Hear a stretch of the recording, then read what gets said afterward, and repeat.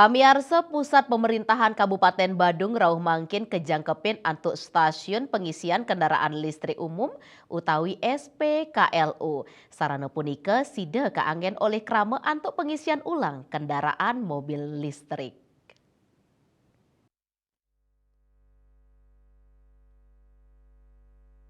Sekda Kabupaten Badung Iwayan Adiarnawa Mausang, pawigunan SPKLU bertipe ultra fast charging WebC 1 kilowatt KW nucap mata tujon ngicenin kahanan deg-deg macang kramos sane madue mobil listrik utamanya nih sane ngelintang ring widangan Puspem Badung.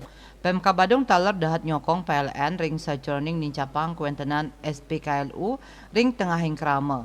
Melarapan pemergi inucap taler sida nautin mana krama antuk madue kendaraan listrik. Paiketan dani nyarengang krama mangdane nenten sangsaya ngangge kendaraan listrik mangda Bali sida munggah dados destinasi wisata green tur ramah lingkungan.